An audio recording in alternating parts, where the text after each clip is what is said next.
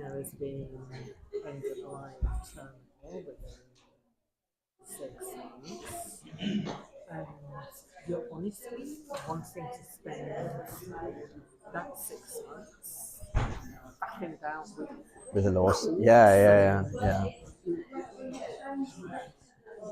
seems utterly bonkers. Right. I think we have a good chance. My instincts, other than them saying they think they've got the numbers, which I don't, I just think they're bluffing.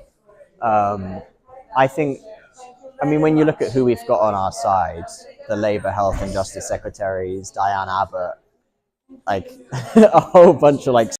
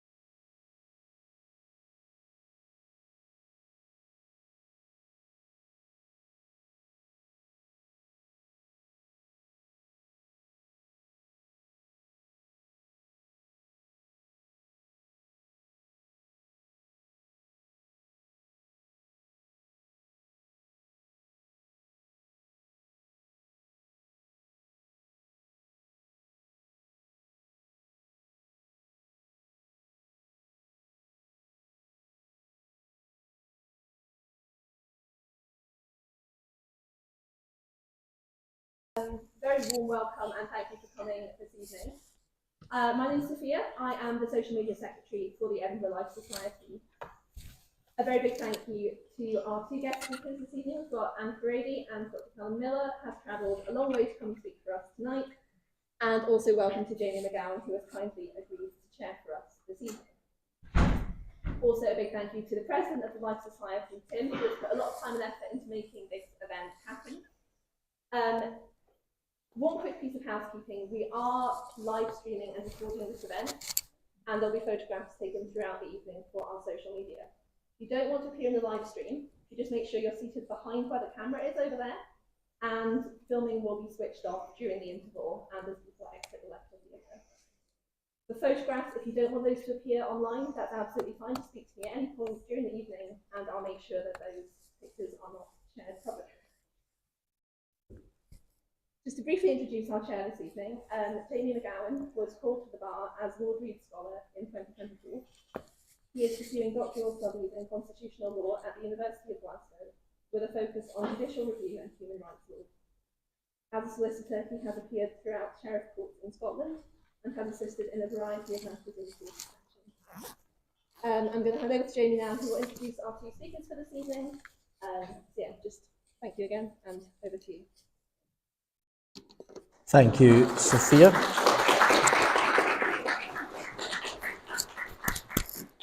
Welcome to you all to... I'm not going to use this. Welcome to you all to this debate this evening. The motion for this tonight's debate is: this House believes that abortion is immoral. Proposing the motion we have Dr. Calum Miller, and opposing we have Ann Furedi as well. Before I introduce our esteemed speakers, there's just some matters to go through, specifically the format of tonight's debate. We will begin with 20 minutes each for each speaker for opening statements. Then there will be 10 minutes each for rebuttals. That will be followed by a 10-minute break. Then there will be about 15 minutes of cross-examination between each speaker. That will then be followed by questions and answers from the audience. Please ensure that your question is short so that we do have time for our speakers to answer. And all audience members must adhere to the university dignity and respect policy throughout the debate. So please ensure that we maintain a cordial environment for tonight's debate, which is on a serious topic, but we want to make sure that it's debated in a respectful manner. On to our speakers then. Dr. Calum Miller is a medical doctor and a researcher at the University of Oxford. He has published over 30 academic papers across medicine, law, philosophy, and ethics. He has delivered more than 40 international presentations on topics ranging from maternal morality and abortion ethics to animal and fetal pain. He's been awarded prizes by Oxford and the Royal College of Psychiatrists for his bioethics work.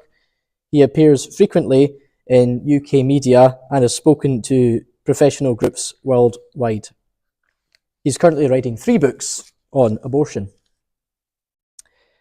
We also have with us the lovely Ann Furedi, who is a leading advocate for reproductive rights and the author of the book The Moral Case for Abortion. With extensive experience as the former CEO of British Pregnancy Advice Service, also known as BPAS, she has shaped public discourse on abortion and reproductive healthcare in the United Kingdom. A regular media commentator, Ann has spoken at numerous academic and professional events worldwide, advocating for women's autonomy and access to safe abortion services. So in the usual way, I invite you to welcome our speakers tonight.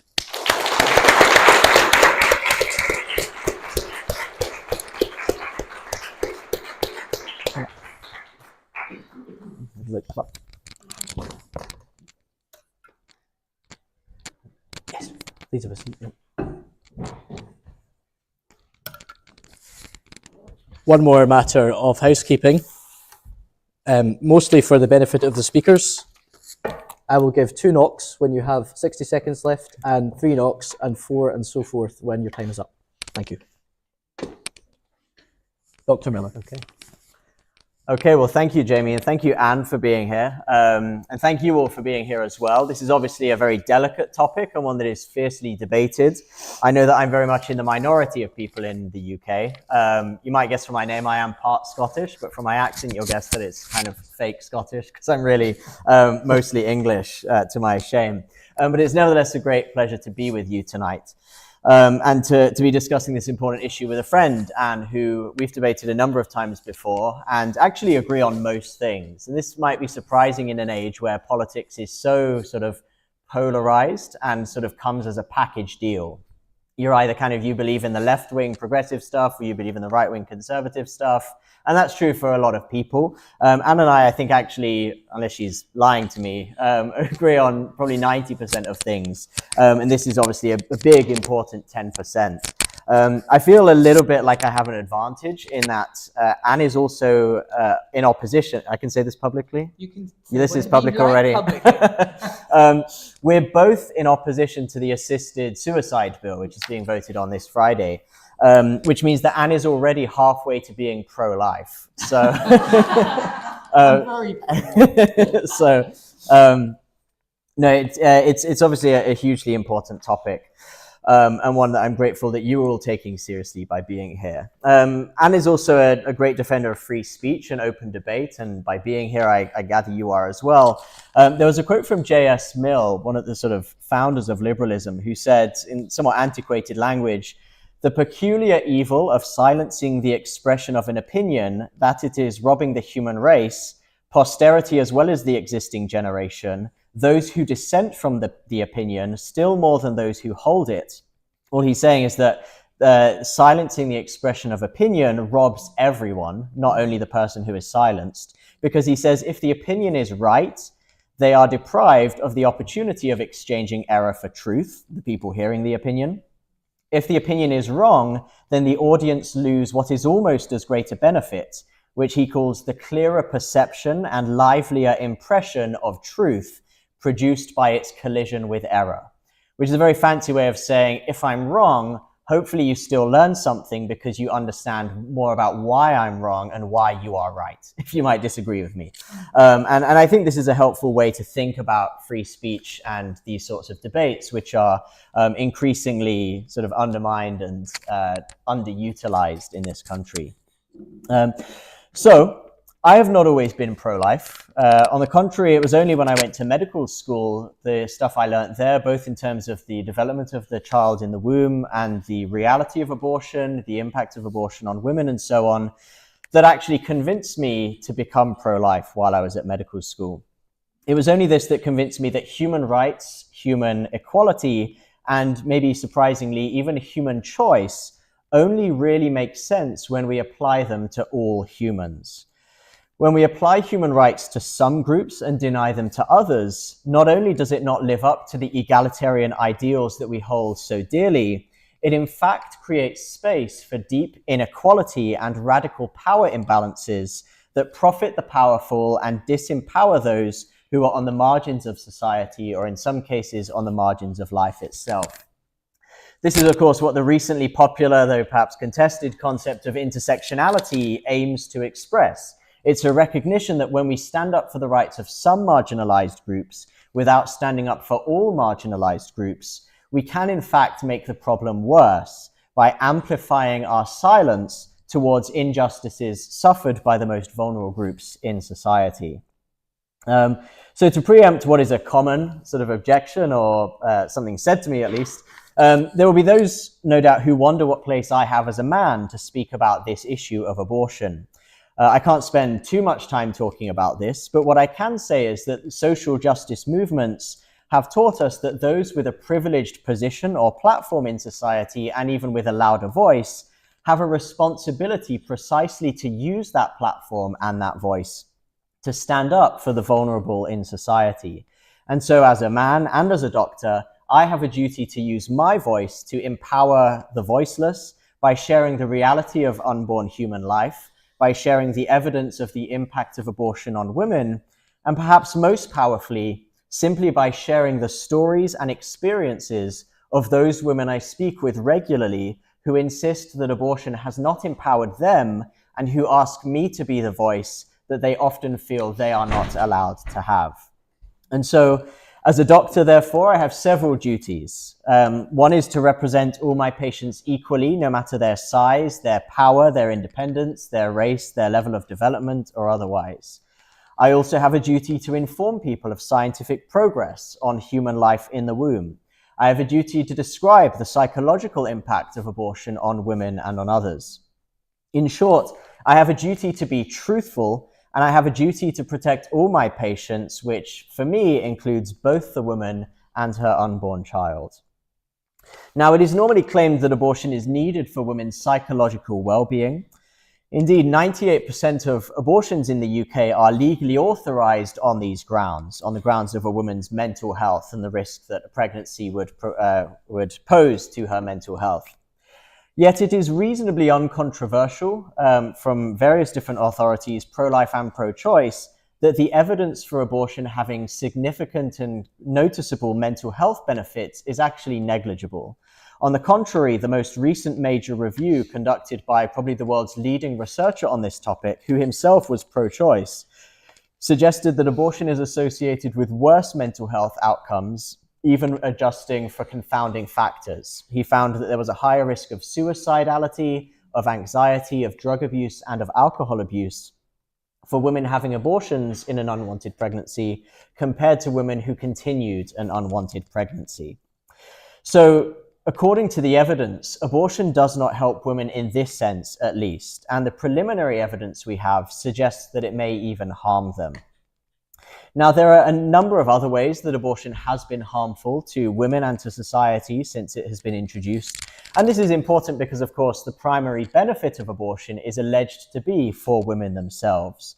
But there are a number of ways that it has actually been disempowering.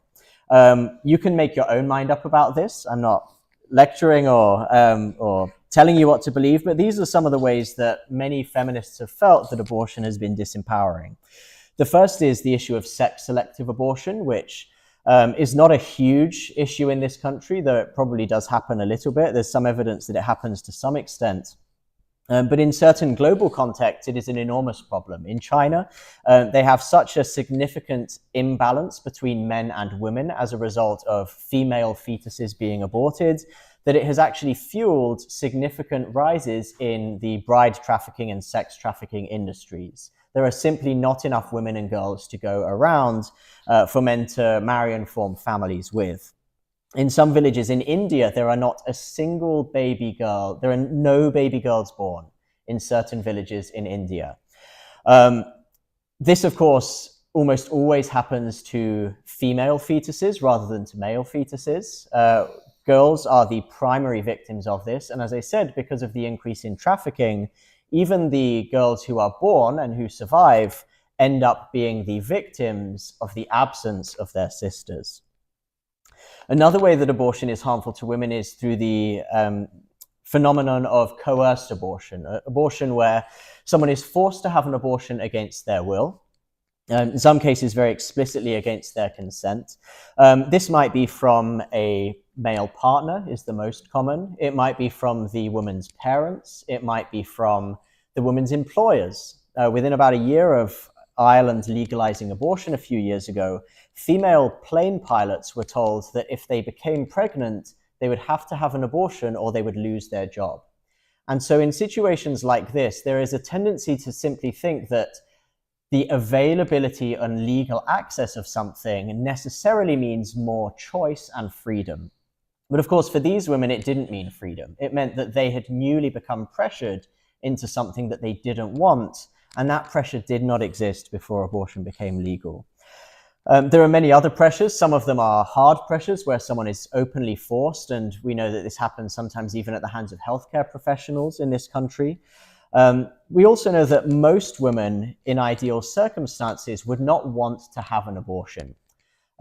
Most women feel that they need to have an abortion because they feel like it's my life or the baby's. Not necessarily in a literal sense, but in the sense of, if I keep this baby or if I continue this pregnancy, if I don't have an abortion, my life as I know it will be over.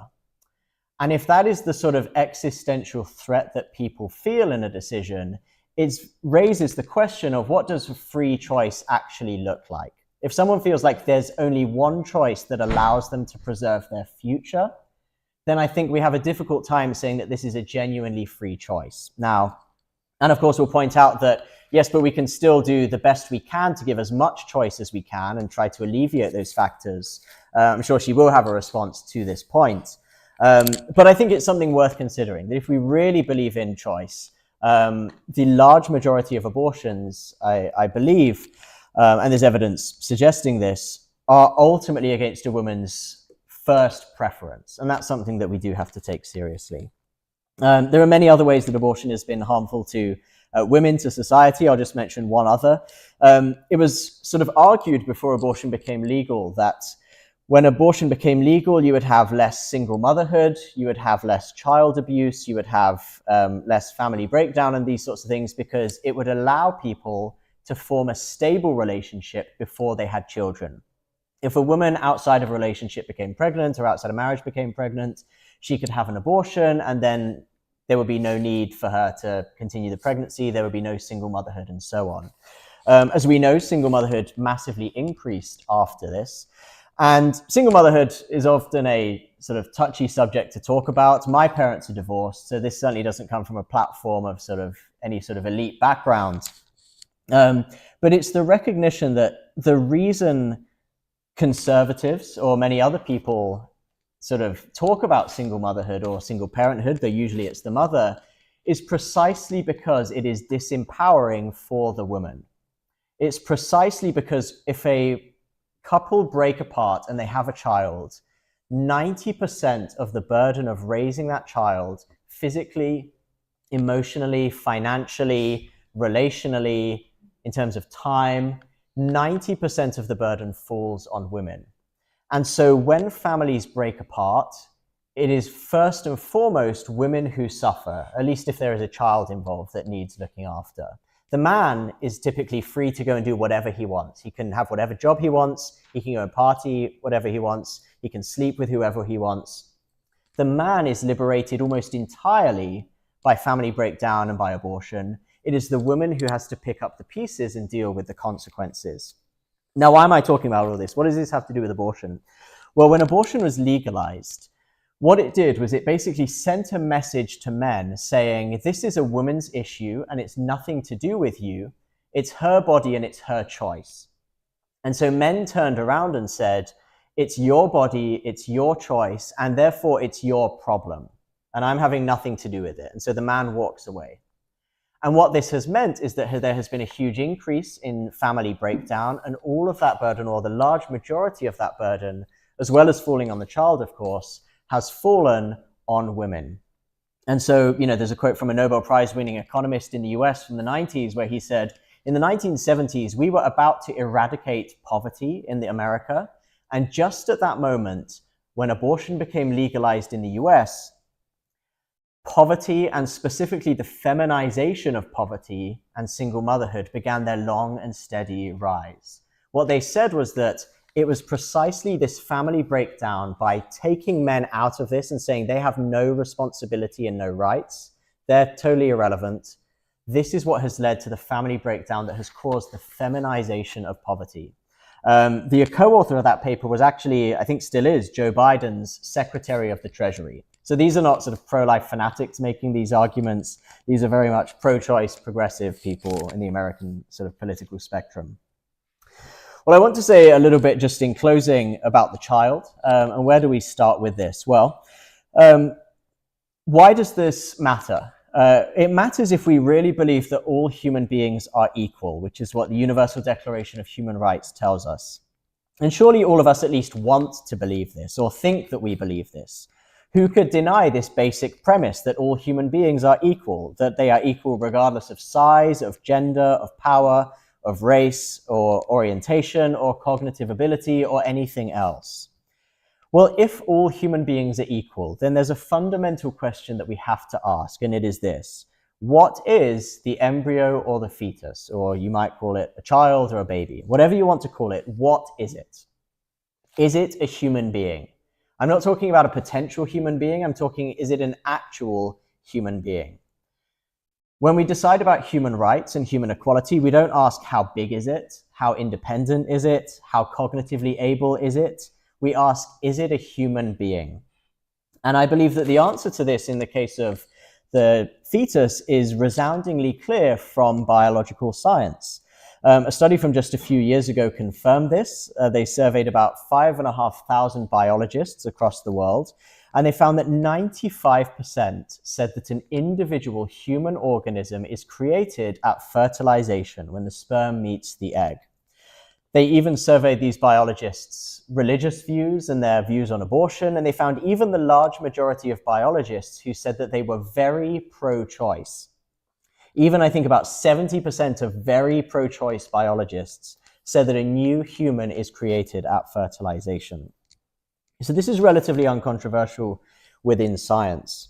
And so if that's the case, if the fetus is a human being, and if all human beings are equal, then it follows logically that they are equal to the rest of us. That might be a counterintuitive conclusion. It might be an inconvenient conclusion, but it's the only logical conclusion if you believe in those two basic facts. And so the only way to deny that unborn humans have the same rights as the rest of us is to deny that all human beings are equal, perhaps by saying that only humans of a certain size or shape or cognitive ability really count. The pro-life argument is therefore quite simple. It just says that such a claim as that would be radically elitist, inequitable, and that it sounds a resounding message to those other human beings in society who are the wrong size or shape, or who are not as cognitively able as other human beings. Applying human rights only to some humans is completely at odds with what the social justice and other civil rights movements have taught us over the last 100 years. And so there's much more that could be said on that. I'm sure Anne will have plenty to say in response. Just to give a couple of landmarks of fetal development, we now know that the heart in the embryo begins to beat at about 2.5 weeks after fertilization. We know by 6 weeks, perhaps earlier, that the brain already has coordinated measurable brain waves in the child. This is more controversial, but at 10 weeks, I think there's good evidence that the child can feel pain by that point. And of course, that means they would have to be conscious as well. At 14 weeks, the baby can hear songs. And so if you sing a song to the child in the womb at 14 weeks after fertilization, which is 16 weeks after the last period, the child would actually start moving their mouth and tongue in response, trying to sing along. At 15 weeks, they can taste food that the mother has eaten. And later in pregnancy, they even remember these things. So if you sing the child a song in the womb in the 3rd trimester every day, they will actually recognize that song when they are born, and they will even notice if you sing it wrongly. So they will notice if you make a mistake. Likewise, they remember the foods. So if, like any good parent, you want your child to be addicted to McDonald's, you can eat it during the 3rd trimester, and the baby is more likely to like it. Obviously, they'd have to be a bit older for that. This is obviously, remarkable. These are developments that have happened in the last couple of decades. But the general trend over the last few decades since abortion was legalized was moving always towards the greater recognition of the humanity and of the rapid development of the child. Now, as I say, none of this defines the beginning of life. None of this defines their rights. I don't think that the child in the womb has a right to life because it can feel pain or because it has a heartbeat. But what it shows is that from the very beginning, this is a growing, developing, living human being. There's much more to be said about that. I'm sure Anne will say a lot. I think Anne will actually agree with a lot of that and probably disagree much more on the rights of the women that might be in conflict with the child. But I think there's a good prima facie case, at least, that the child does have a right to life.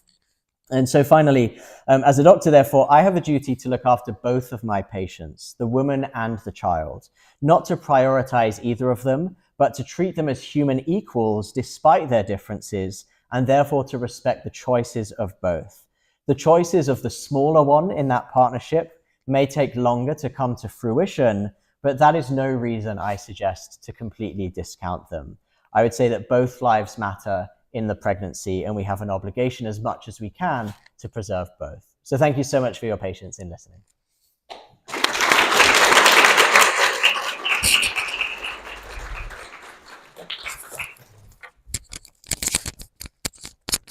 Thank you, Dr. Miller. For the opposition, we now have Ann Furedi. It's always really lovely to be on a platform with Calum, because as he says, there is a great deal that we agree on.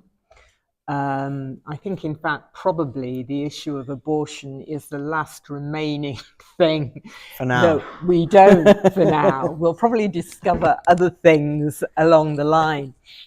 But I think one of the things that we particularly agree on is the importance of seeing the discussion about abortion as being a debate that has far more to do with morals and values than just about the development of science.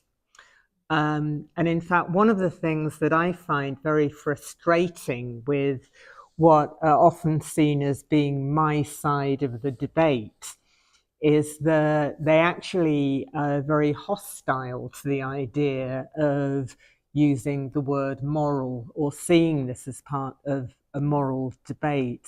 In fact, there's a particular discussion that has been going on within the United States at the moment to silence media reporting on this and to make the claim that abortion is simply a matter of healthcare, and that those of us who are for women's access to abortion shouldn't be engaging with you guys on the grounds that we're giving you the oxygen of publicity for what they perceive to be an irrational claim, and that abortion is now safe, it's part of healthcare, and it should only be discussed within those terms.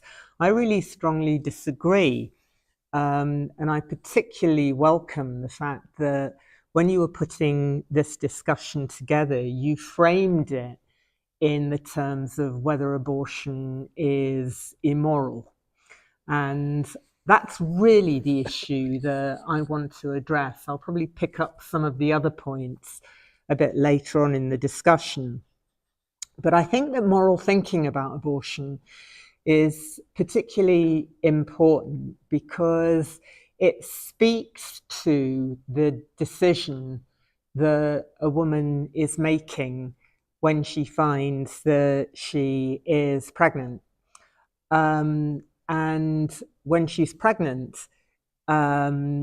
she's faced with that decision that either she is going to have that particular child and become a mother, or become a mother again, since about half of the women that we see who are requesting abortion have got children already, whether she's going to have that child or whether she's not going to have that child.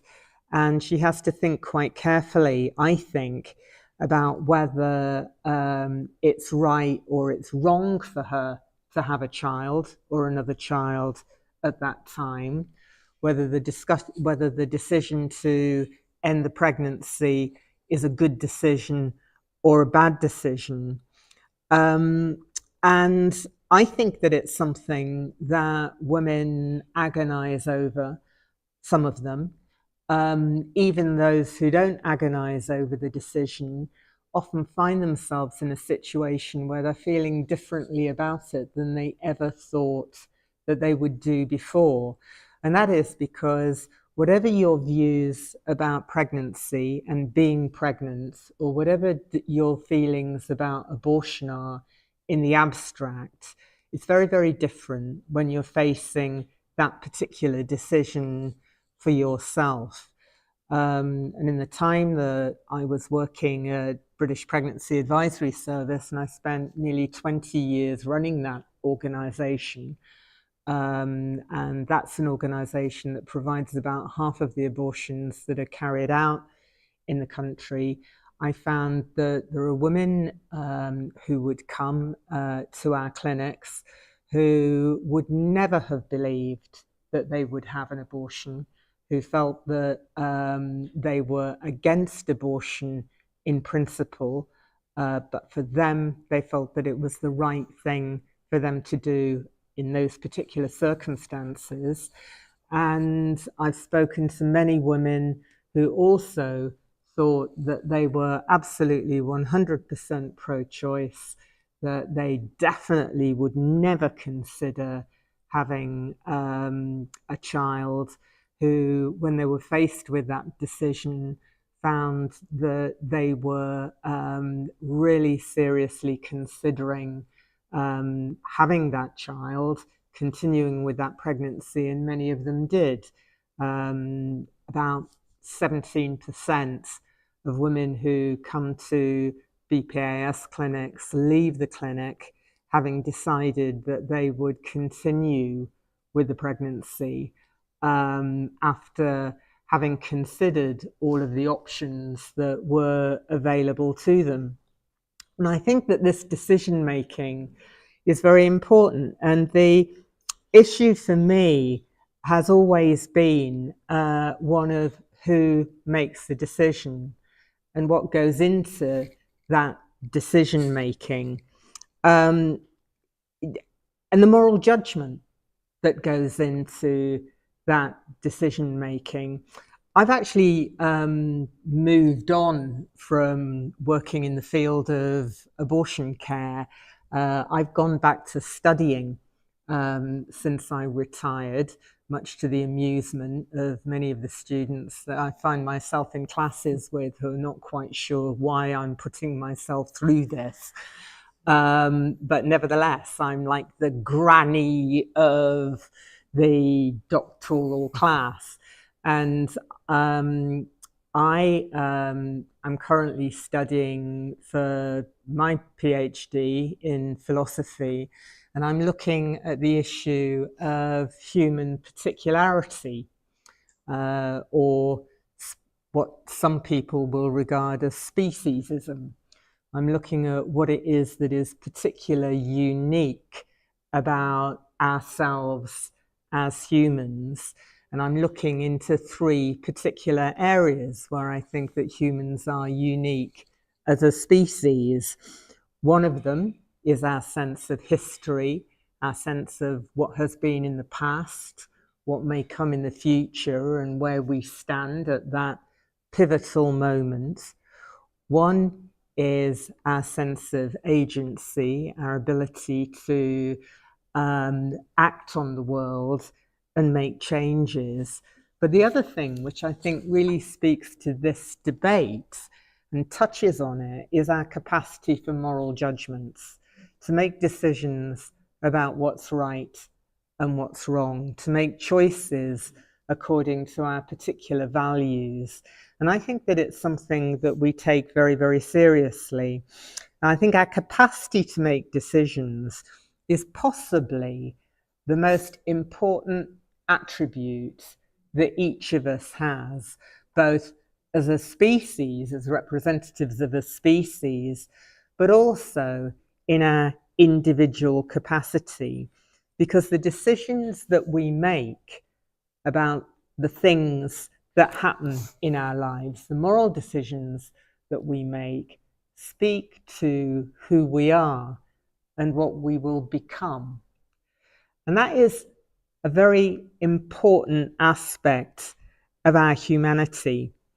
And what I think is that when we make moral decisions, when we make moral choices, we make those moral choices not just by considering the thing in the abstract, but also by considering the circumstances that we are in.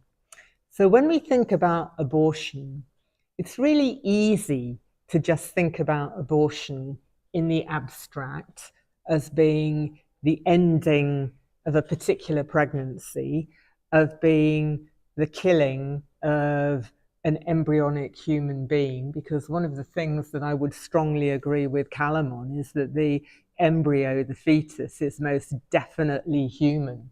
Make the point that 95% of of doctors who were surveyed think that it's a human being, you'd have to say that the other 5% would be in denial, because if it's not human, then what on earth is it? But it's not just an abstract thing when we look at it. We look at it in a particular context, and nobody wants to have an abortion in the abstract.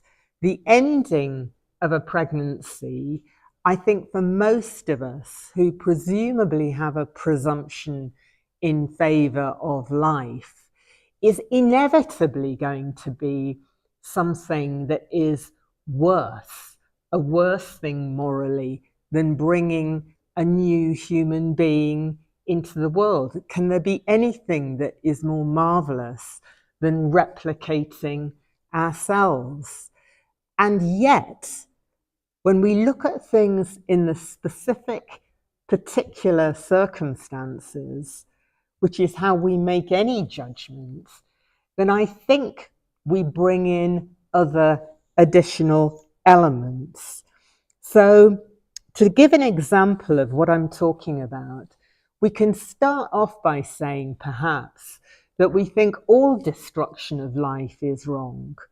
And I think that all destruction of life is, in the abstract, a wrong thing to do. I mean, even a wasp, I have to say, I am one of those sad individuals who will try to brush the wasp out of the window rather than hit it with a newspaper, because in general, I don't like killing things. But if that wasp is going to be a threat to somebody who is in that particular room, then of course I will take up the newspaper and swat it. Now, I'm not going to say that having an abortion is like swatting a wasp, but what I am going to say is that in the way that killing a wasp in general can be a principle that is mitigated by circumstance, so I would say that for most of us, the principle of killing a human is also mitigated by circumstance. In general, we think that killing any human is wrong, but in circumstance, perhaps in war, perhaps in self-defense, we would admit that killing a human is permissible. And I think that in a different way, we will think about that when we think about pregnancy. So we think that there is a sanctity about human life. We think about the humanity of the embryo as being particularly special and being a member of our species, member of our humanity. And we think of the humanity of the woman as being also precious, but we think about the context in which those decisions need to be taken. And it may very well be that when you talk to women who, as I know, Calum, that you have done, they will say to you very often, I would have this child if. I think there are few women who don't consider when they're pregnant that there are not circumstances that could exist where they would like to bring this pregnancy to fruition. But then the circumstances which push them to make a decision that it is better for them not to have that child at that time are very variable. Some of them you could mitigate. If a woman is saying, I would have this child if only I had somewhere better to live, if only I had the money to raise it, if only I had the social stability and support to be able to have that child, then there are perhaps ways in which you could help her. But there are circumstances in which a woman might think it is not the right thing for me to do to have that particular child that are not mitigatable by the things that we can offer her. A woman who says, I would have this child, but I can't cope with the children that I already have for various reasons. It is better for my existing children if this child were not born. That is a judgment that she is making within the richness of her own life. A woman who's saying that it is better for my family, a woman who is saying it is better for me in my own individual circumstances, is taking a very nuanced judgment that I think it is supremely arrogant for us to wipe her out of the picture and to say that you know better than her. So I think that we have to accept that when women make a decision about abortion, they reach into their moral selves. They explore the other options that there may be, and that it is our job to help them to make the best decision that they can make. Mary Kenny, who is not a pro-choice writer in the sense of being favourable to women's option of abortion, made the point quite famously that for many women, they see abortion as being wrong in the abstract, but the right thing for them to do in particular circumstances. And I think that for women, abortion can be a moral choice if they firmly believe that it is the right thing for them to be doing, having been advised of the other options that they could take.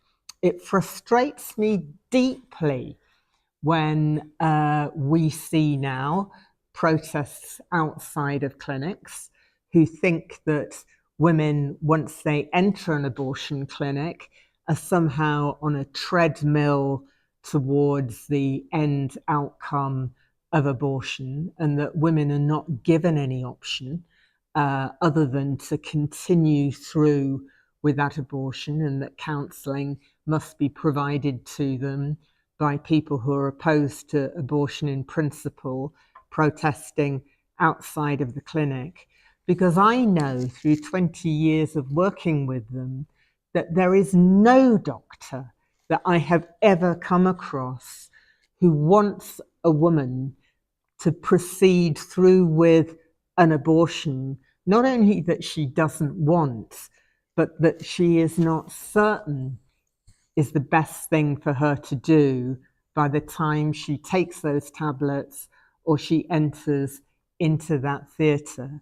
Because what you want more than anything, if you're providing an abortion service, is a woman to leave your service believing that she has processed her options and made the decision that is the right choice for her. The right choice, not just in a practical sense, but the right choice in a moral sense, because we are moral beings. And I think that the choices that we make are driven by our moral sense, and they shape who we are, and we live with those decisions for the rest of our lives. So I'll finish it there. Thank you.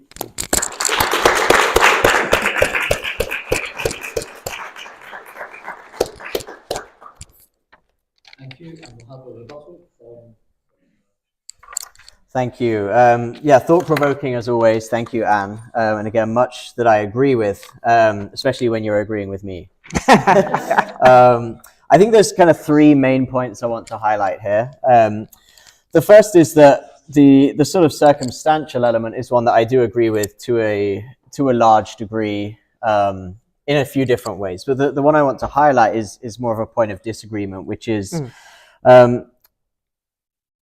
the way I think about, certain circumstances, people will often come up with different hard cases for when abortion should be legal or permissible or is moral and that sort of thing. Sort of following on from something you said, one thing I've often heard from pro-life people is that, the average, I mostly hear it from Americans, the average American is in favor of abortion in cases of rape or disability, or if their loved one needs an abortion. And I think that actually captures quite well maybe not the abstract in principled perspective towards abortion among Americans, where most Americans, well, about half of them say we oppose most abortions. But in practice, I think many, like Anne says, are more open to it when they're faced with that position. Certainly, we know of some cases where pro-life activists end up getting abortions. It's not unheard of. But I think the way to think about this for me is, again, from the lens of human equality. And so, as Anne says, there are some cases where we can take a human life, cases like just war or self-defense, or some people think capital punishment. These are fairly objective standards. And I think what's important to note here is that we don't just allow anyone to decide these. We don't say that, the victim of a serious crime is the one who decides whether their culprit should be capitally punished. We don't just think that an average soldier should decide if they can go to war and start killing, people of a different nationality's army or whatever it might be. In general, we have really objective standards for these, and we have a clear set of criteria for when these are allowed. So I think it, in my view, is quite clear that abortion doesn't fit any of these criteria except in one very limited case. Obviously, it's not a just war against the fetus. The fetus is not an invader. The fetus obviously hasn't committed a capital crime worthy of capital punishment. The only thing that I think you could say is that this is a kind of self-defense. But even then we get into difficulties because according to self-defense law in general, and I'm aware we have a lawyer moderating us, so I'm a bit nervous. In English law, which maybe I can say a bit more about, to act lethally in self-defense, there are really serious criteria needed. In particular, there needs to be a proportionate threat to the person acting in self-defense. Typically, this is something like you are about to be killed, or there's a genuine serious threat of you being killed, or a really, permanent sort of bodily harm of that sort of thing. In the case of pregnancy, of course, in the past and in some countries, sadly, around the world today, the maternal mortality rate is extremely high. I think some countries it's still as high as 500 deaths per 100,000 live births in places like Sierra Leone. In the UK, that number is very, very small. It's not negligible. There are tragically women who die from pregnancy in this country, but it is a very small number. It's about 8 or 9 in 100,000 births. So it's a small fraction of 1%. And I don't think this would suffice for a self-defense argument in law. I think if you said that there was a 1 in, 10,000 chance of someone causing me serious harm or killing me, I don't think that would allow me to end their life preemptively in a kind of self-defense. And so I think there are serious arguments, serious difficulties with the self-defense argument. Another difficulty with that is that abortion itself has certain risks. And Anne and I will probably disagree about the data on that and the interpretation of the data. But the data we have from places like Finland, I think from Denmark, I think from the US as well, when we have record linkage studies, is that the mortality rate after abortion is considerably higher than the mortality rate after birth, mostly because of the impact on suicide and accidents. When it comes to physical health risks, the mortality rate is about the same. But overall, the mortality rate after abortion is considerably higher. And so that's another reason I think the self-defense arguments don't work very well. Of course, there are cases where pregnancy does threaten a woman's life very clearly, very immediately, and with a very high risk of fatality. In those cases, I would say that abortion is morally permissible, should be legally permissible. And there's, of course, been a huge sort of fear-mongering campaign in the US about women not having access to abortion in those cases. That's something we can get to later. But my perspective and the perspective of every pro-life person I've ever met is that in this situation, it is permissible to remove the child in order to save the woman's life. So the pro-life movement obviously takes a fairly broad approach to this issue in terms of the saying that abortion is generally impermissible, but it isn't completely absolutist. It says simply that we have to treat the unborn child with the same equal principles that we would treat anyone else, which is that yes, in the very extreme situations in the last resort, it is permissible to take life, but only in those situations and with a very high threshold. Which brings me to the second point that I wanted to mention, which is that when it comes to matters of this significance, there has to be an objective standard. I don't think we can get away with saying the woman is in the best place to decide.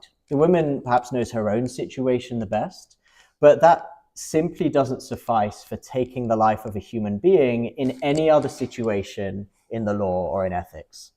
I think if we really are committed to the equality of human beings, then we have to give the child the same protection as anyone else, which means that their life is protected from being taken, regardless of how inconvenient they are, regardless of their cognitive ability, regardless of their size or their independence. They have an objective protection of the law. And I think in the same way that we would say, if a soldier said, well, I think this is a just war and I'm going to start attacking, the enemy soldiers, none of us would think that they are just in the best place to decide. I think the same is true with this, because this is fundamentally an issue of taking a human life, which is one of the most fundamental rights there are in international human rights law and in our general thinking. And so I have a question for Anne about that, but I might save that for the cross-examination. The final thing I want to highlight, though, is something I don't think I've spoken to you about this before, Anne, which is that the debate is framed as an issue of morality, and often it's spoken about in terms of legality, and often there's a lot of confusion between these. And what I noticed something you said, Anne, which was interesting, that you think that abortion can be a morally right option. As I said, I think it can be in some cases as well if the woman's life is at risk, but those are very rare, far less than 1% of abortions. But what I'm interested, I suppose, is even if we grant that abortion should be legal in any case, because it should be the woman who decides rather than the state or rather than whoever else, does that get us to the conclusion that abortion is morally permissible in every case? And just to illustrate this a bit further, there's a famous thought experiment by Judith Jarvis Thompson, the violinist thought experiment. Anyone familiar with it? Hands up if you are. A good half of you. Okay. The violinist part is totally irrelevant. It's a complete red herring. So basically she says, imagine you wake up one day and you're hooked up to this famous violinist who's dependent on your body.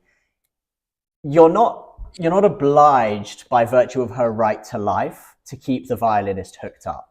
Even though the violinist has a right to life, she doesn't have a right to use your body, and therefore you're not violating her right to life by unhooking her. And so she says, abortion in the same way is not a kind of violation of the right to life in this respect. And therefore, she implies it should be legal because it's not a violation of the right to life. But what she adds is that doesn't necessarily make abortion moral. She says, nevertheless, even though it's not a violation of the right to life, it might still be a very callous, indecent, I think she might even say a cruel thing to do. And this is one of the foremost defenders ever of abortion. And so this is a question I suppose I'll leave you with, is if you set aside your question about the legality of abortion, maybe you think despite all these arguments, the woman legally is the person who should make that decision. If that's still your position after tonight, I want to challenge you with, well, what about the ethics of it? Because even if we say that it's not the state's place to interfere, does that mean that it's necessarily always the morally right choice?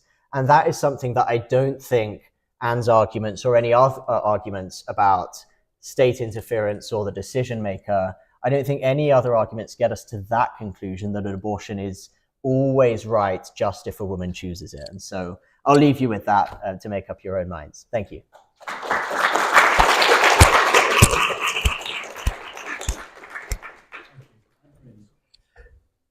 Okay, this is always really difficult because it's always such an artificial kind of format, and I can't resist doing a bit of a rebuttal of the rebuttal. Please.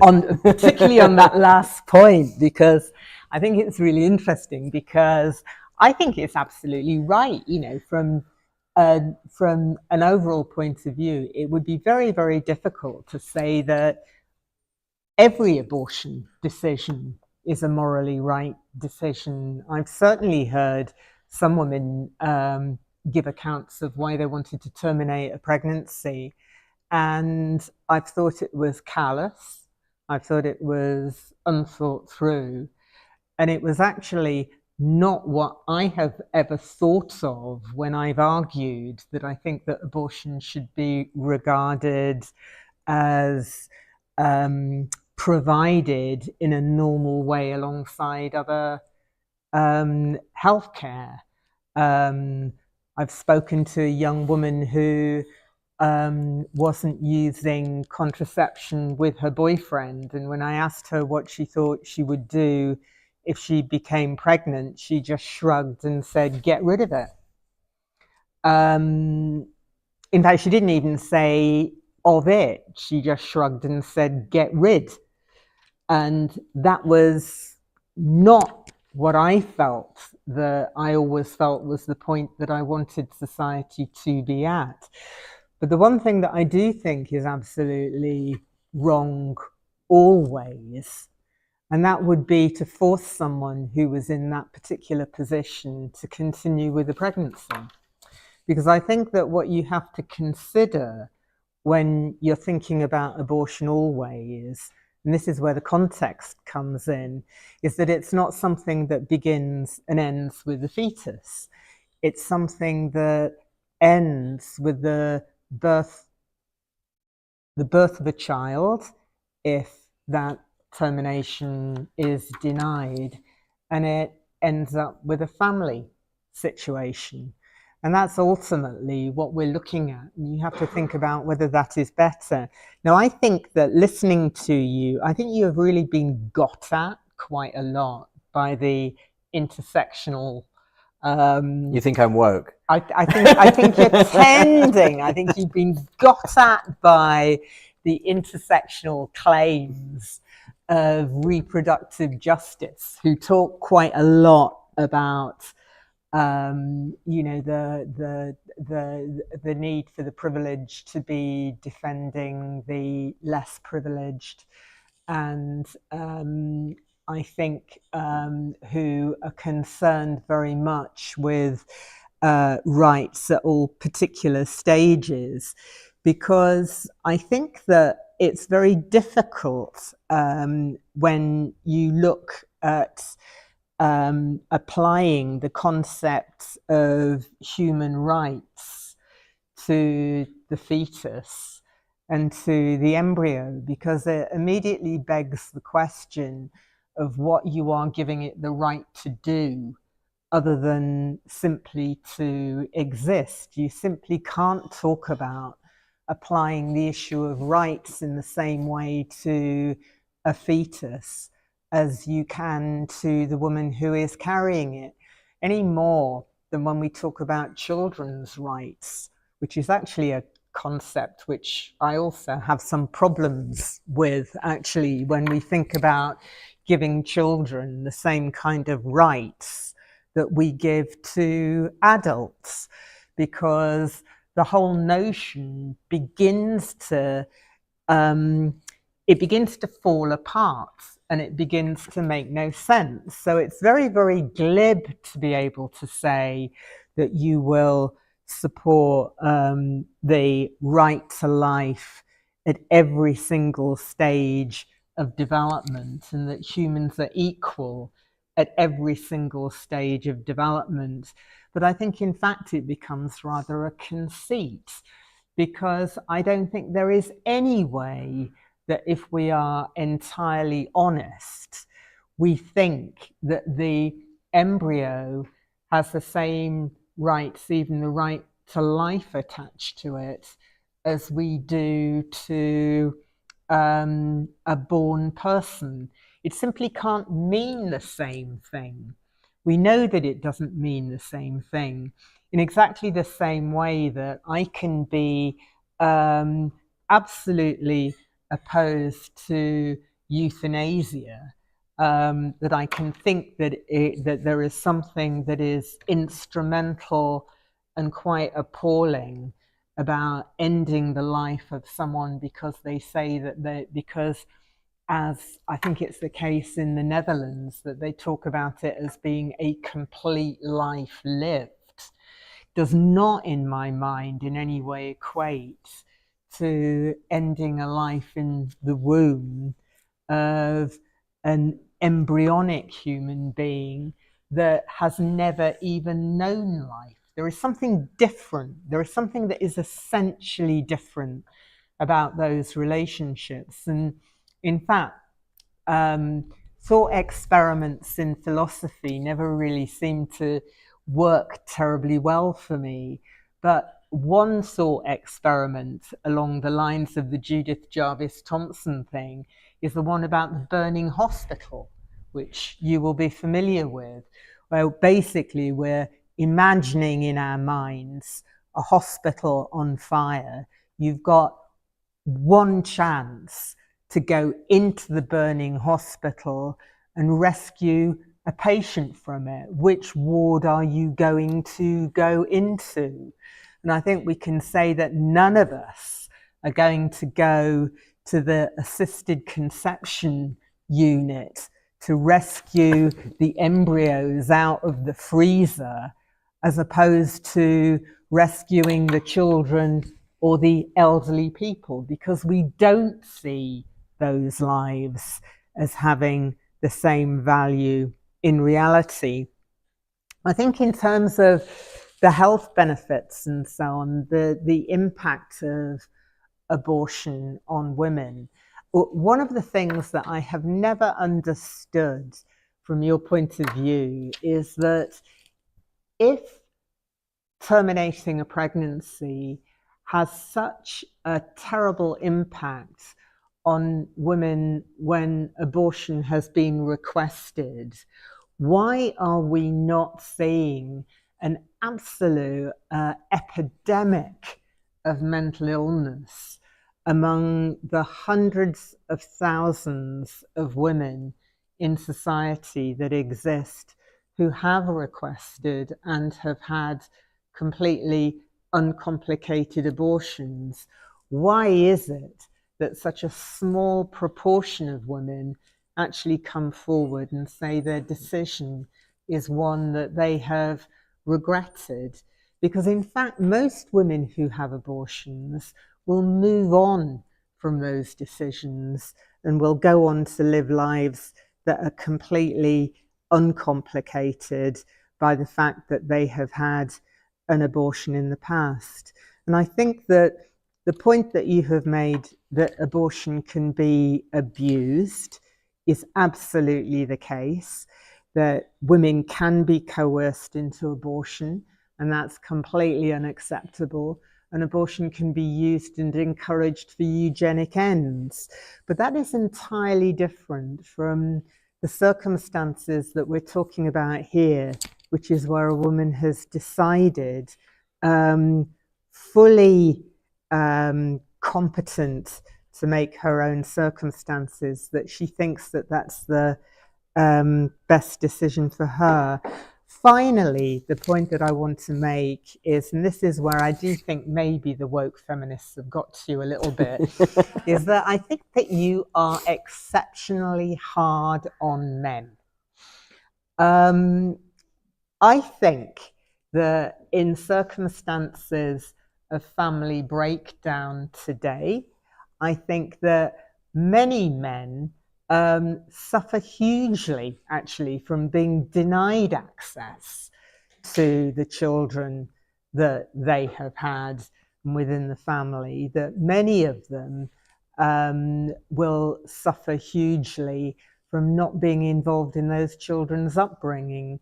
And I think the notion that most men today somehow want to completely wipe their hands of decisions doesn't reflect the reality as I see it. The majority of men, well, the majority of women that we see in abortion clinics have come to the clinic with their partner, and many of those men are as engaged in the decision as the women, not in an abusive way.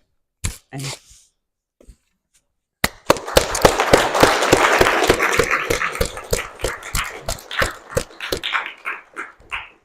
Well, thanks to our speakers for an excellent debate thus far. We'll now break for 10 minutes before we crack on with the cross-examination. So we'll resume at 20 minutes past 8. Is it cold in here, or is it me? It's a bit cold, yeah.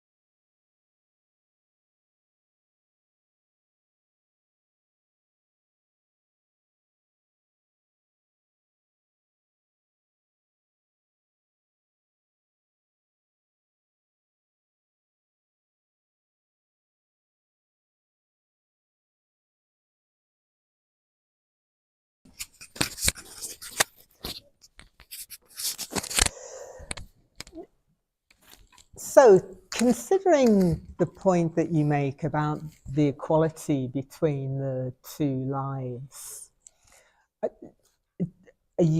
how then, if you think that the two lives are equal, would you make a decision between providing an abortion for a woman in any circumstances?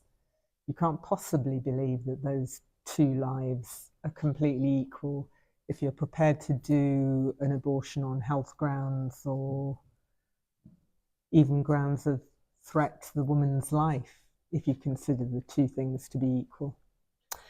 Yeah, it's a good question. I think I would say, firstly, you mentioned sort of in your last speech that you just don't think people almost can believe in this kind of equality, and I guess I do.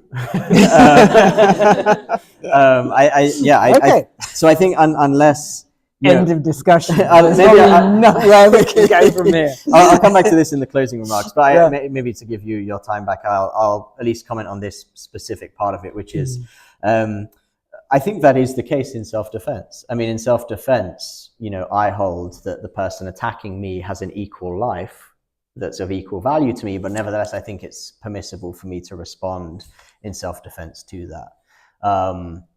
Another way to think about it is, in almost all of these cases, maybe there are some hypothetical cases, maybe some very rare cases where this doesn't hold, but in almost all of these cases, it's such an urgent threat to the life of the mother that if the mother dies, then the child will also die, because it's before viability. And so if the mother passes away, the child is pre-viable and has nothing to sustain it, and so it will die. And so in that sense, there's nothing you can do to save the child's life. The only thing you can do is save one of those lives. And the only way to do that is to separate them. And so, to put it crudely, I don't think ethics necessarily works like this, but you could say your only options are saving one life of infinite value or 0 lives of infinite value. There's no way that you can save one or the other. There's no way that you can save two. You can only save the mother's life is the only option you have in almost all of these cases. So that's another way to look at it. So what I'm really interested in, though, is what your vision is of a society where women are not permitted to make this choice, this decision that I think is an ultimate moral responsibility. Because to put it in a certain context, for me, you see, the importance of the choice is that it's only when a woman has fully decided that she is going to have these children within her family that you can actually really make her responsible for them. This is a choice that she has made, and she is responsible for the outcome. How does your world work where women have no ability to shape the number of children they have or the timing of the children they have? Because as a doctor, you know as well as I do that contraception fails and we don't always use it as well as we can. So what is this world? Yeah, it's a good question. I think I would say, I think saying that there's no ability to control the number and spacing of children is an exaggeration. I think, contraception doesn't work great, but it does work to an extent, and it certainly has. So I think the best way to illustrate this is with Malta. So Malta only allows abortion if the mother's life is at risk. It has the lowest maternal mortality rate in the world. It has the lowest fertility rate in Europe, which is really strange. And I think this part of answers your question, which is that part of the reason people don't use contraception very well in this country is because there is abortion. Whereas in Malta, where there's no abortion, you know that that's not an option unless you pay to go abroad or whatever. And therefore, you use contraception much better. And judging by their birth rate, they actually do that quite effectively because they have a really tiny birth rate. And so I would say that, you know, there are ways to control that.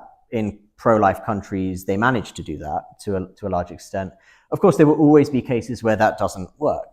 But I think that will be the case regardless. I mean, unless you have what I would say is quite an extreme view, which maybe you hold, which is that you can have an abortion at any point in pregnancy for any reason, you are always going to be saying to some people, even if it's just to one woman, no, at 38 weeks, you can't have an abortion. And that, in a sense, is forcing her to give birth, forcing her to be a mother, saying she can't control the timing and spacing of her children. And yet that's something that almost everyone in this country agrees she should not be able to do, just in the same way that most people in this country think I'm totally wrong. Most people think that is also totally wrong. Yeah. And so I think almost any situation is going to be, any policy other than the most extreme pro-choice policy is going to be faced with a certain percentage of people who can't do exactly what they want.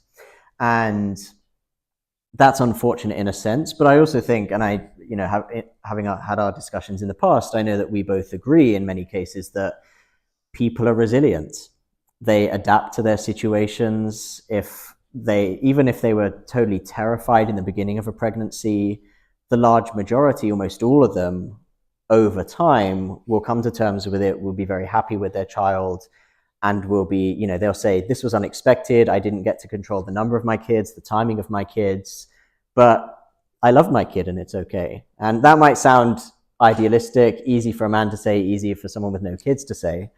But I think the best reading of the evidence we have and the stories I hear is that is how it works out in most situations.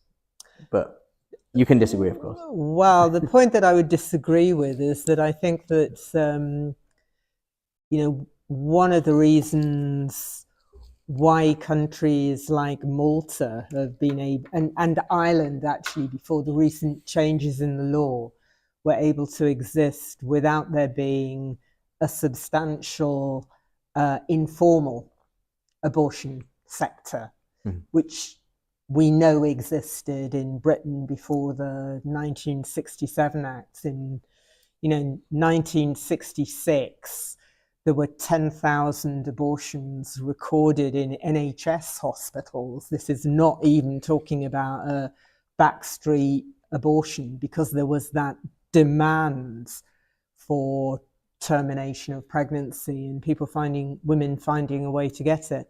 But in Ireland and Malta, it's largely because women travel abroad. And as we saw in Ireland, the demand for fertility regulation was such that women came to Britain to end their pregnancies. So what happens in those circumstances? Are you suggesting that all of them would be prepared to just absorb those children into their lives? So you answer that, or if you, after you finish your answer to that question, you will then be leading the Okay, got it. Yeah, I think it's the first point I'd say is that these countries do have much lower abortion rates, even when you take into account the fact that women traveled. So if you count up all the women who traveled from Malta, all the women who traveled from Ireland, etc., the numbers are much, much lower than the number of women who get abortions where it's legal. And so I think in that sense, the law clearly does make a big impact. And in Malta, for example, has led to, yes, some women going to Italy or to the UK or to the Netherlands, but most women either never getting pregnant in the first place when they don't want to, which is a win-win situation, or in some cases they will get pregnant, they will have the baby, and in well over 90% of cases, they'll be glad about that in the end. And I think probably there's no way you can always stop every, bad situation. I live in London where no one seems to stop any crime at all. But I think we've seen cases where the numbers have been low, and it's led to a generally flourishing society, generally good healthcare outcomes for women. And I guess just to back up some of what I've said there, You'll be familiar with the Turnaway study. This was a study in the US where they found they studied many hundreds of women who went to get an abortion. Some of them were able to get an abortion. Many of them were turned away because they were past the gestation limit for the clinic. And so they had a few options. They could have an illegal abortion, they could go to another clinic or to a different state, or they could have the baby. What they found was that about 70% had the baby. So a large majority end up just going on to have the baby. Some miscarried, some had illegal abortions. And when they followed those women up 5 years later, when their children were 5 years old, 98% of them who were still raising the child said that they were glad about it. They're glad they had the baby, they're happy about it. And so it's not just me being blasé and saying, most women are fine with it. The evidence that we have suggests that. Some placed the child for adoption. I can't remember in the Turnaway, it was maybe 10 to 15%. It was small. It was a small percentage. So there's, one of the arguments that often comes up here is, if you have all these unwanted kids, who's going to look after them? And won't there be, orphanages full of all these unwanted children? The reality is, if a woman cannot get an abortion, in most cases, she will have the baby. And in almost all of those cases, she will raise the baby herself and then will be happy about it. And so that's not to sugarcoat everything. There will always be cases where things go badly. That's the reality of the world. But I don't think we can paint a sort of catastrophic picture of what the world looks like without abortion, because I just don't think that it's backed up by the evidence. Okay, so questions for you. So I guess one of the things I wanted to ask was, do you think, you obviously have a perspective of abortion that is much more sympathetic to the child than most sort of prominent advocates of abortion access, in that many will say it's not killing, many will say it's just a clump of cells, and so on. And you also seem to think that abortion is bad for a significant number of people. I don't know what proportion. There's been a shift, especially in America, from initially saying abortion should be safe, legal, and rare, to saying we should never say that anymore because rare is stigmatizing. It suggests abortion is a bad thing and healthcare should be ubiquitous, not rare. And so I'm wondering what your position on that is. I guess how rare, or do you think it should be rare? If so, how rare? And I guess even if not, how regrettable is abortion? Like, how important is it that there are these lives lost that you do give some value to? Well, I think on the safe, legal, and rare, I think there's a problem with that construction, because I think the abortion is simply it should be as rare as it needs to be, or as common as it needs to be. I think the answer to, there is no answer to the question of what is the right number of abortions. For me, it becomes a question of what would be the right number of women who should be told by you or any other doctor or any politician or lawyer, sorry, you don't get to decide what the right number of children in your family is. You don't get to decide what you think you should be doing next year.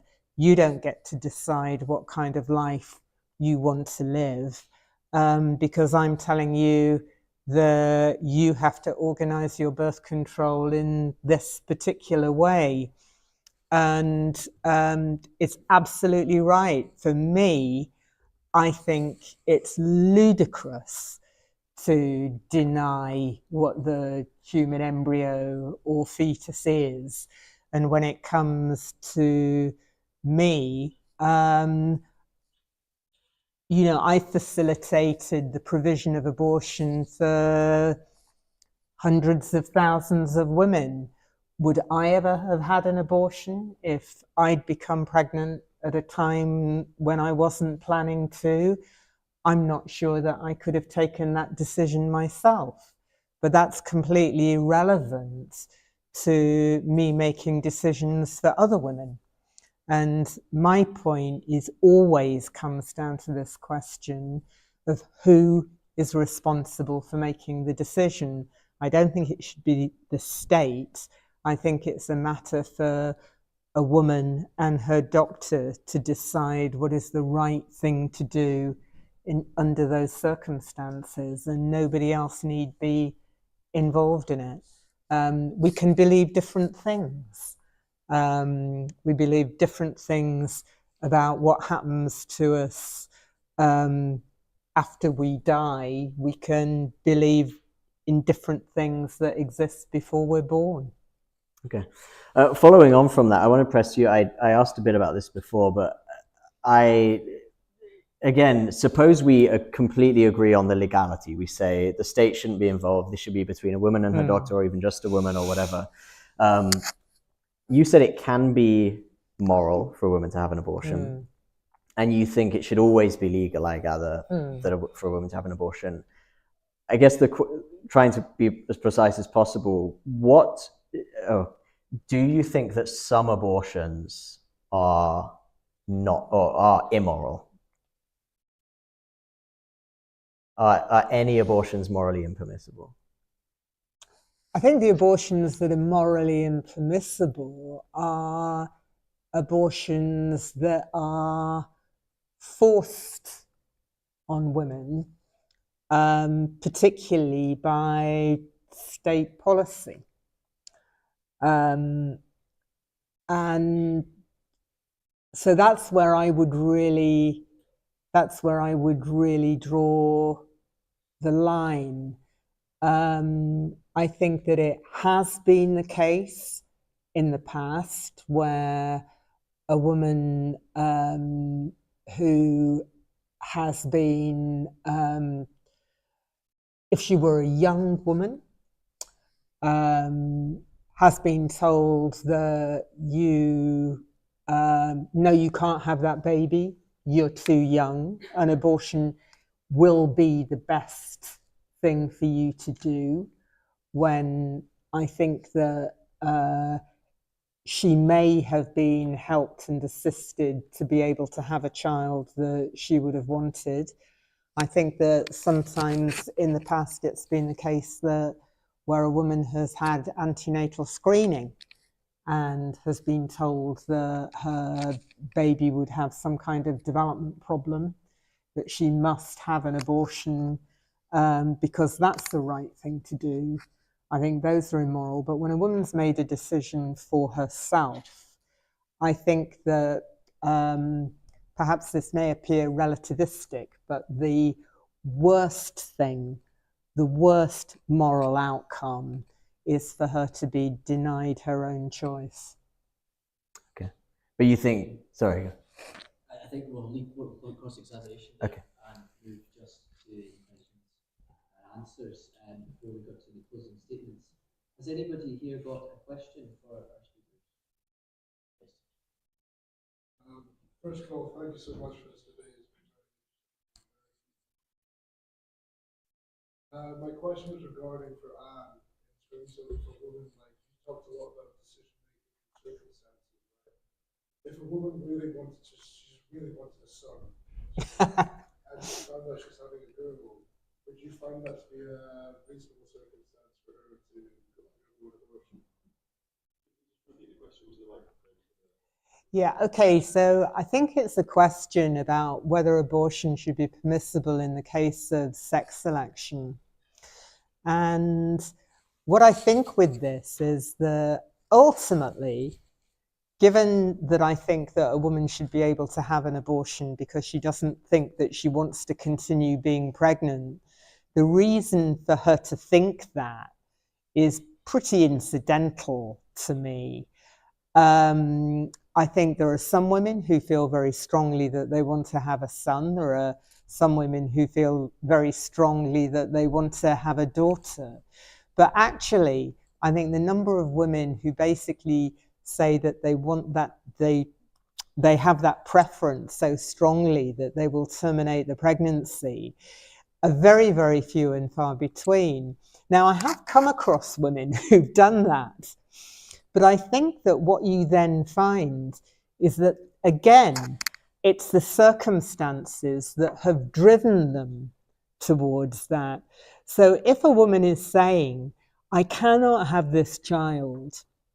I do not want to have this child because it's a girl. And you talk to her about why she doesn't want to have a girl.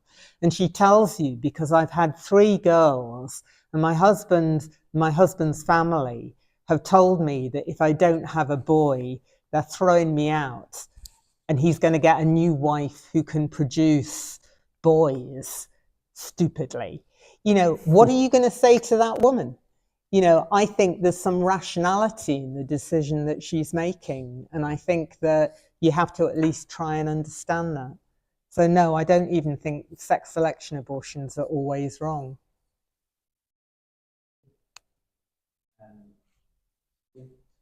I've also got a question for Anne. Firstly, to say I do agree with you about the important distinction between rights at different ages, and that children can't be said to have the same rights as an adult. But I'd still like to pose to you, if, in the same way that you say until a woman is in the circumstance of being pregnant, she can't know what it is to be in that situation and make decisions about abortion.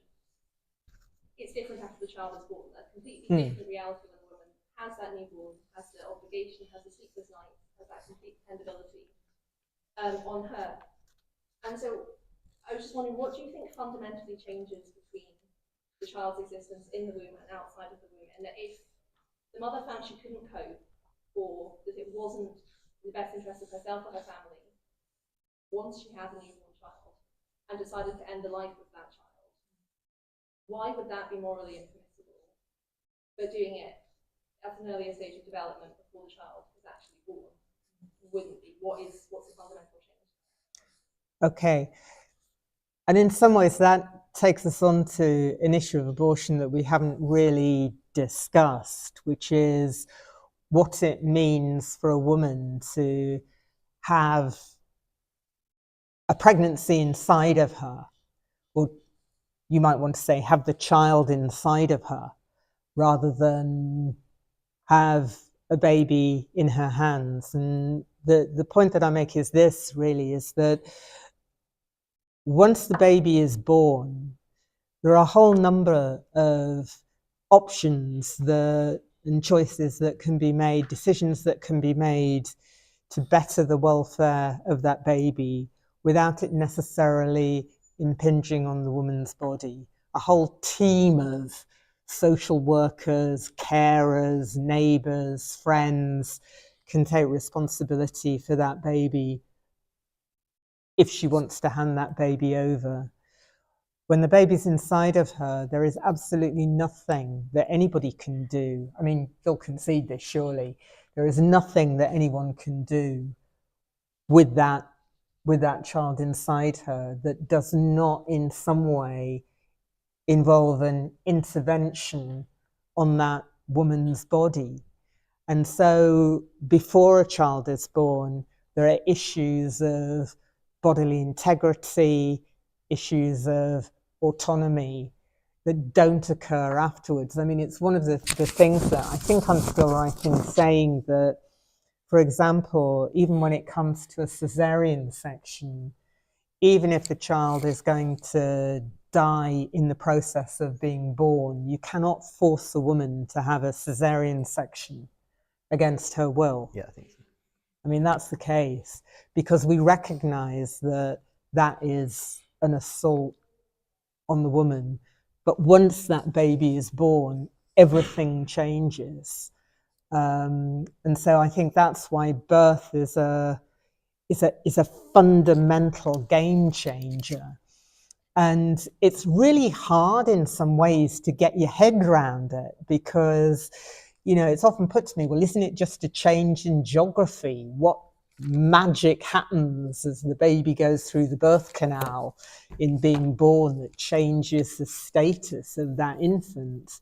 And of course, from the point of view of the baby, an hour before birth or an hour after birth, nothing really changes. But from the point of view of the woman, everything changes, because a minute after birth, you can pick up my child and help it. But a minute before, you really can't. We have one question, very brief, and if they can have a very brief answer. Yeah, at the back there.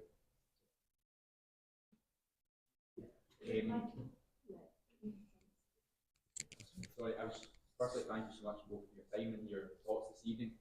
You both mentioned on numerous occasions that you agree so much with what the other person says, so I was just wondering what you think is the best or the most persuasive argument that the other has made either this evening or that the opposing argument has made generally. Yeah, so the question is, since we agree so much, what's the most persuasive argument that the other person has made, either tonight or another time? Do you want to go first? Oh my God! I'm really trying to think about this. I mean, yeah. Let's have another question. We'll move to closing statements and maybe at the end we could find that answer out. So we'll begin with Dr. Calum, closing remarks. Okay, how long is it? 5 minutes? 5 minutes. 5 minutes, okay. Okay, well, I think the thing that hopefully we've displayed and tried to display certainly is that serious conversations about this are both important and possible.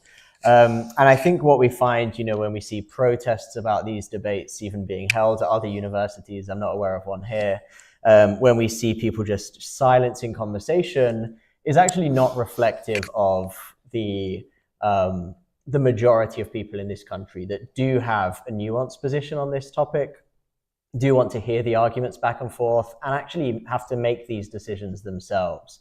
I think it was Ann that said in her book or elsewhere, and it certainly is a compelling point, that one of the reasons we have to talk about this is because women themselves making this decision want to talk about the ethics of abortion. They want to know if it's right or wrong, what they're doing is justifiable or not. And they take this seriously, and therefore I think all of us should. And so hopefully we've modeled that well. The second thing I'd say is that this maybe hasn't come out as much as some of our other debates, but we sort of gravitate to one of the extreme views. So I think abortion is only acceptable in a very, very limited set of situations. And as far as I know, thinks abortion is acceptable in virtually any situation. And the combined percentage of the UK population that agrees with either of us put together is about 5%.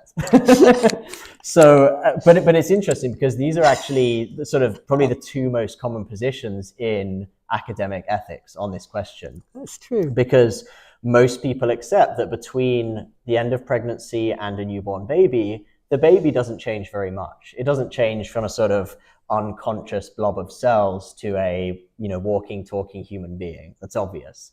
The baby doesn't change that much. And so most people think, actually go even further than Ann and say even infanticide in the early stages can be permissible because it's not a person yet. What very few academic people seem to hold to is this idea that abortion is okay up to, say, 12 weeks or 14 weeks or 16 weeks or 8 weeks, because none of these things really defines when a human being begins to exist, and none of these things seems to transform a non-person into a person. And so what you generally find is that you kind of have to go with an extreme position if you want to have plausible beliefs, which is a challenge. You're kind of stuck with the crazy religious nutters on the pro-life side, or you're stuck with the near infanticidal people on the other side. The mass murderers, that would be. And so that I think illustrates why these debates are so challenging and important, is because these debates are genuinely hard. And that I think is something that hopefully gives cause for thinking about this going forward. The final thing I'll say is just that I think that ultimately one of the things that's come out tonight is that this does kind of ultimately boil down to whether we believe in equality. I mean, I think Ann put it quite articulately in saying, when she just doesn't think people can believe or can reasonably believe that someone, an early embryo is morally equal to a born human being. The problem, and I admit that that's initially counterintuitive. I'm not saying it like I just woke up one day and thought they're obviously equal. I admit there's a certain counterintuitiveness to this. The problem is that the alternative, I think, is even more counterintuitive, because the alternative is to deny human equality completely. What I have argued in a Journal of Medical Ethics article, and other people have argued elsewhere, is that you have to figure out, what does human value depend on? Are we valuable because of our cognitive abilities, because of our independence, because of our size, because of our level of development? What is it that makes us valuable? And if you pick any of those things, these are things that exist on a spectrum. I'm shorter than the next person. I'm shorter than most people. I'm more developed than I was when I was 5 years old. I'm more cognitively able than I was when I was 5 years old. All of these things differ between people, and therefore they cannot possibly function as a basis for human equality. The only thing that can form a basis for human equality is something that we all have in common. And the only thing we all have in common is that we are individual human beings. And therefore, it's not just a case of saying, I think for Anne, it can't just be a case of saying, well, I don't think, embryos are equal, but I think everyone is equal, in this lecture theatre. Because the question is, what is it that gives us our value? Everyone here will have a different level of intelligence, a different level of maturity, a different level of development, a different size, a different level of dependence from other people, but you're all equal. And I submit that the only way you can believe that is by believing that every single human being is equal. And therefore, if we believe the science, that the human being in the womb is equal as well. And so, yes, it might be that believing in the moral human rights and the right to life of an early embryo is counterintuitive and it's a bullet to bite. But I think that denying human equality is a far bigger bullet to bite, and it's not one that I'm prepared to, at least at this moment. So thank you for your time tonight.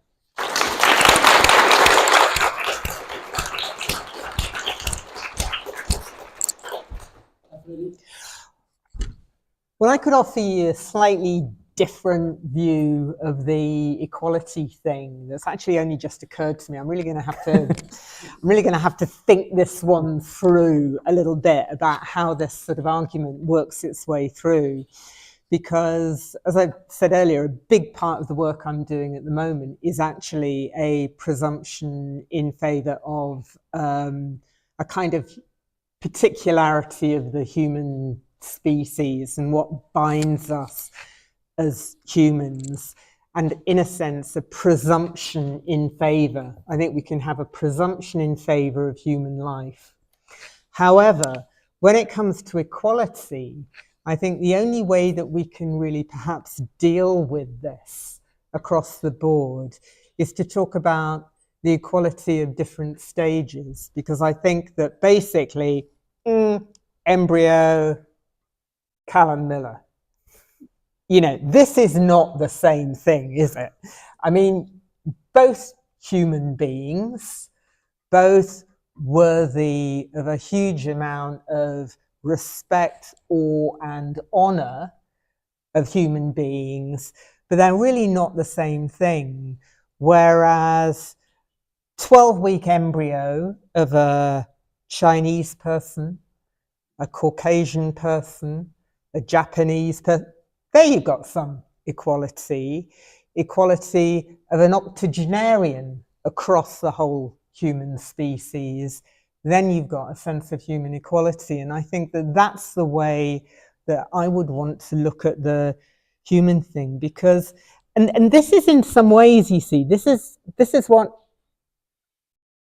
I find frustrating, because you asked me about, in some ways, how have we been influenced by each other? I think one of the things that I have really found compelling about the pro-life argument is the insularity of the human species, the fact that it seems to me completely undeniable that an embryo is a human life, and that something unique and awe-inspiring happens when you have that fertilized egg that is a unique entity that's not the mother and not the father. It's the unity of those things, and that is incredibly awe-inspiring, in the most literal sense of the word. And I have enormous respect for that, and I value it. But I don't value it as much as I value that conscious human being who is carrying it. And so that to me is where I can't get my head around the equality discussion, because on that level, because I can't bring myself to think of the status as being the same thing. For me, the status of the woman and the decision that she makes is the thing that will always elevate her above what she is carrying in her womb. But that's my case, which is why who decides matters.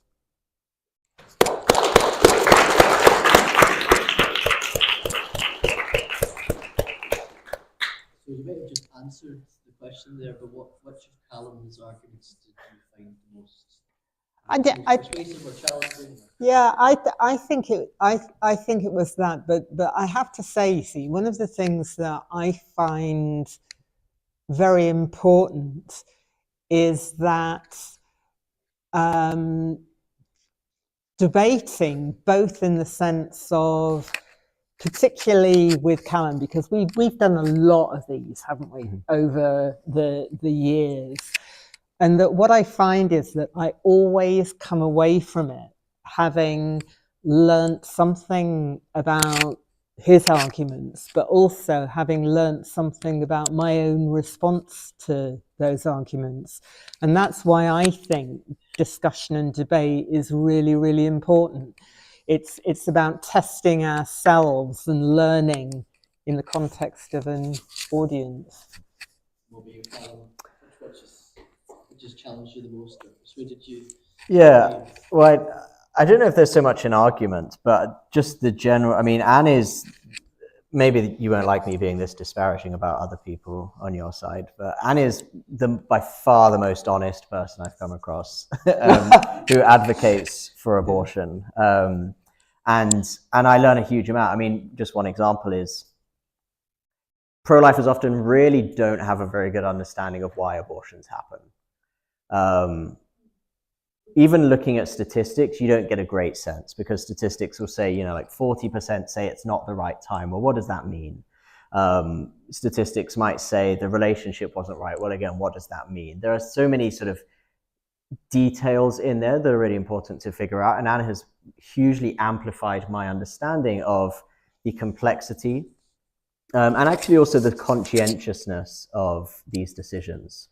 So maybe this is the argument I'd say, and just as you don't find my arguments ultimately persuasive, likewise, but I think it's certainly a very helpful and valid point that is not appreciated at all, really, on my side, is that it's very easy to think of abortion as the woman's sort of rights or interests or desires versus the child's. And pro-lifers often fall into the trap of thinking, well, basically every abortion is just prioritizing the woman's over the child's. And what Anne has, I think, shown me credibly is that, I don't know for what percentage, but for a significant number of women, it is not about prioritizing the women over the child necessarily. It is about thinking about previous children and their well-being. It is about, maybe misplaced, but nevertheless genuine worry about the child that they fear to bring into the world. And it's seen in many cases as a genuinely moral decision, not just a sort of self-preservational decision. And so, as I said, I don't think that forms a compelling argument for it, but I think it's something that pro-lifers often haven't appreciated and that should. And I think Anne has shown that very articulately, both tonight and before now. So, yeah. Well, our speakers have travelled very far to give us something to see over. And so let's thank them in the usual way and please you back, both of you. Thank you.